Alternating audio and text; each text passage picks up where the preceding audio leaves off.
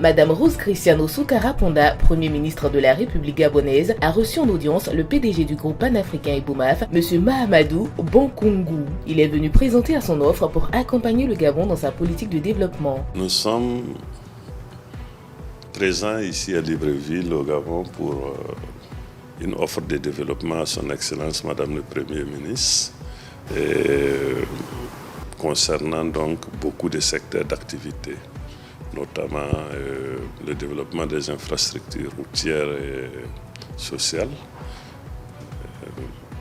la pêche, le secteur bancaire et beaucoup d'autres possibilités que nous sommes venus présenter à son Excellence.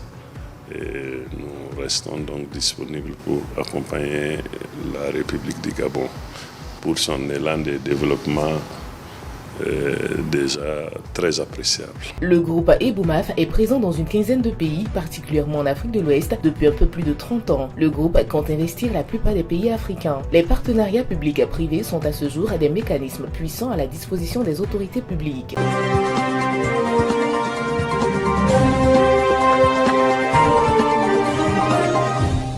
Après l'édition virtuelle de 2021 en Ouganda, le Gabon accueille du 29 août au 2 septembre la Semaine africaine du climat, une grande concertation des représentants des gouvernements, des chefs d'entreprise et des membres de la société civile visant à peaufiner la position des États africains avant la conférence des parties sur le changement climatique COP27 prévue en novembre prochain à Sharm el-Sheikh en Égypte.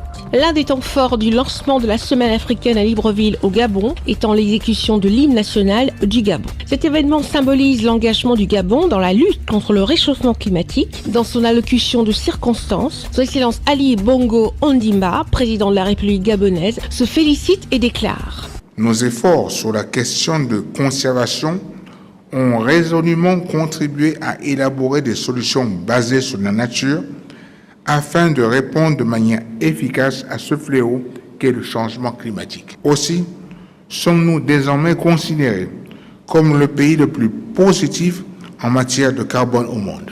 Plusieurs personnalités se sont succédées sur l'estrade, entre autres M. Ovais Sarmad, secrétaire exécutif adjoint de la Convention cadre des Nations Unies sur le changement climatique, Mme Josepha Léonel Corella-Sacco, commissaire de l'Union africaine en charge des questions du développement durable, Mme Patricia Scotland, secrétaire générale du Commonwealth, M. Sameh Hassan Choukri, président de la COP27 et Mme Ségolène Royal, invitée spéciale de la présidence de la République du Gabon et la vice-secrétaire générale des Nations Unies. Il est temps de passer à l'action face au changement climatique en tenant compte des spécificités régionales. Le Gabon a atteint l'objectif de neutralité carbone fixé par l'accord de Paris. Toutefois, un appui renforcé de nos partenaires permettra à mon pays de faire encore mieux en absorbant plus de 100 millions de tonnes nettes de dioxyde de carbone chaque année. Au cours de cette cérémonie d'ouverture, 2 artistes gabonais ont émerveillé l'assistance avec une prestation artistique représentative de l'identité culturelle du Gabon, qui a une particularité foncièrement attachée à la forêt, une forêt qui représente 85% de la superficie du Gabon. Faible pollueur, le continent africain est la première victime du réchauffement lorsque l'on sait qu'il pollue le moins.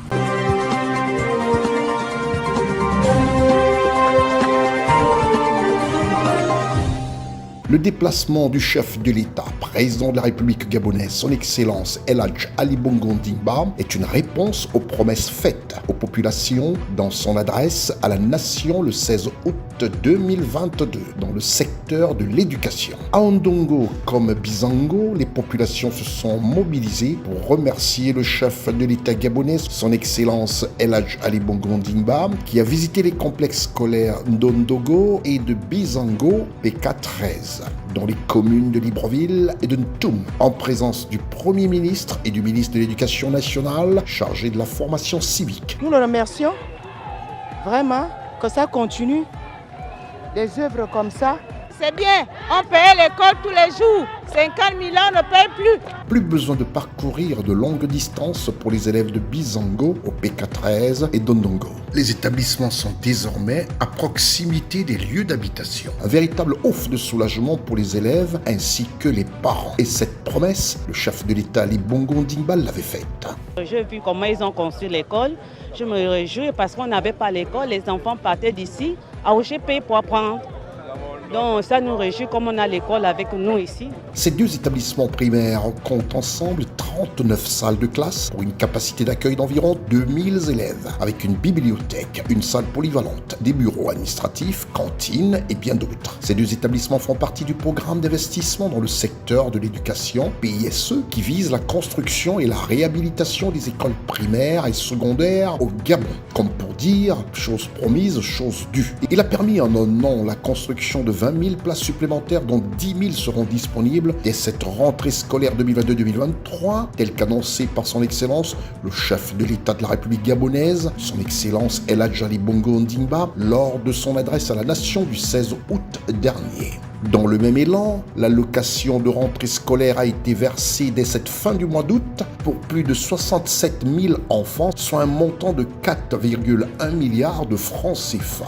Il est à noter que dans le cadre du dit programme, l'on enregistre à ce jour plusieurs centaines de salles de classe et près d'une dizaine de nouveaux établissements opérationnels dans les quartiers ci-après: Bizango, Mindoubé, Akournam, Alenakiri, Ingoumié Carrière, Alibadeng, Cap Esterias, Avorbam, Angonje et Ondogo.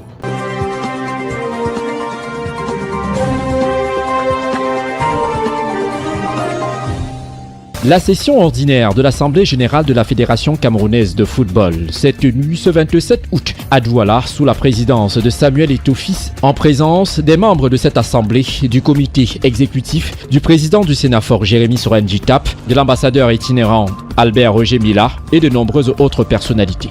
Dans son allocution d'ouverture des travaux, Samuel Eto'o, président de la Fédération camerounaise de football, a non seulement présenté un bilan bien étoffé des réalisations menées en seulement 8 mois d'exercice de son mandat. À travers le projet dénommé Sport et Développement, nous allons construire 10 stades en plus pour un total de 22 stades.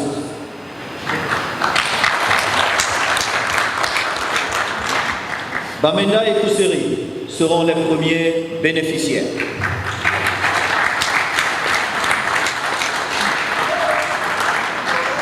En 8 mois, je suis fier du chemin parcouru, fier d'annoncer que le champion de la saison prochaine recevra 100 millions de francs CFA, 50 millions de prix et 50 millions d'appui pour sa participation en Coupe africaine. Pour l'ancien joueur du FC Barcelone, travailleur de première heure, il reste encore beaucoup à faire pour redonner au football camerounais toutes ses lettres de noblesse. Il est important parce que vous êtes ceux qui ont le dernier mot de mettre face à ces lions. Mettre les lions, je voulais dire, face à leurs responsabilités. Vous savez, le ministère des Sports qui nous accompagne, le gouvernement camerounais qui nous accompagne déploie d'énormes moyens pour que nos lions soient dans les meilleures conditions. Il est donc important que le job soit fait de leur côté. Le minimum que nous puissions demander à nos valeureux lions, c'est qu'ils fassent le job. Nous étions là-bas, nous savons que ce n'est pas facile, mais nous souhaitons avoir une compétition honorable pour notre beau et cher pays, le Cameroun. Après les travaux à huis clos, 17 résolutions ont sanctionné la tenue de cette assemblée générale de la Fédération camerounaise de football, dont la plus marquante a été la résolution numéro 13 qui adopte la révision à la hausse du mandat du président de la FECAFOOT. Dans les textes adoptés en 2021, l'article 37 indique que le nombre de mandats du président de la FECAFOOT et des autres membres du comité exécutif est limité à 2 mandats pour une durée de 4 ans chacun. Avec la nouvelle disposition adoptée lors de cette assemblée générale, Samuel Eto'o-Fils pourrait faire plus de temps que prévu à la tête de la Fédération camerounaise de football. Entre autres résolutions de cette Assemblée générale, la résolution numéro 16 qui valide la dissolution de la Ligue de football professionnel du Cameroun. L'Assemblée générale, en sa résolution numéro 4, donne quitus au président Samuel Eto'o-Fils, patron du football camerounais, de procéder à la construction de l'immeuble siège de la Ligue régionale du Nord. Pour ce qui est des sanctions, l'Assemblée générale, en sa résolution numéro 14, a décidé de la révocation de M. Guibaï Gatama comme membre du comité exécutif de la Fédération camerounaise de football. En sa résolution numéro 2, elle a confirmé la suspension de M. Kouendem François, président de la Ligue régionale de l'Ouest. Ces résolutions de l'Assemblée générale interviennent après une réunion du comité exécutif de la Fédération camerounaise de football tenue le vendredi 26 août à Douala. Il est question pour Samuel Eto'o et tous les responsables du football national au sortir de cette Assemblée générale de redorer le blason du football camerounais.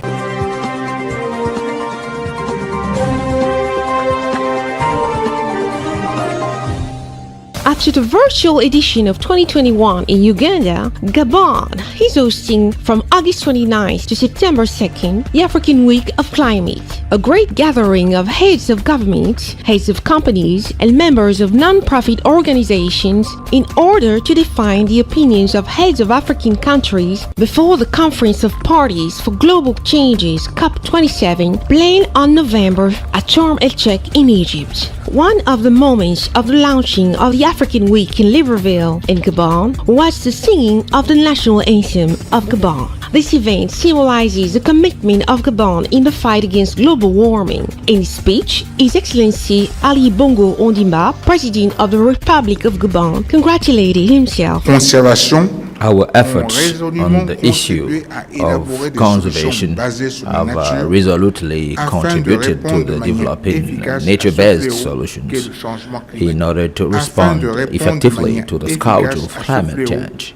As a result, we are now considered the most carbon-positive country in the world. Many great personalities followed each other on stage. Among them, Mr. Ove Sarmat, Vice Executive Secretary of the Framework Convention, Mrs. Josepha Leonel Correlas-Sacco, representative of the African Union for the Sustainable Development Issues, Mrs. Patricia Scotland, Secretary General of the Commonwealth, Mr. Sameh Hassan Choukri, President of the COP27, Mrs. Ségolène Royal, Special Guest and the Vice Secretary General of the United Nations. It's time to take serious actions against climate changes, taking on account the regional particularities. Gabon has reached the carbon neutrality target set by the Paris Agreement.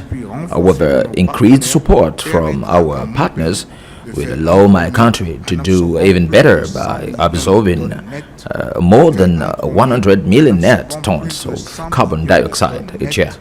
During the opening of the ceremony, two Gabonese artists mesmerized the audience with a performance representing the cultural identity of Gabon, which has a sound particularity with its forest that represents 85% of the surface of Gabon. The African continent is the first victim of global warming, and we know it pollutes the least. Restez des nôtres et bonne suite des programmes sur CNN et NTV.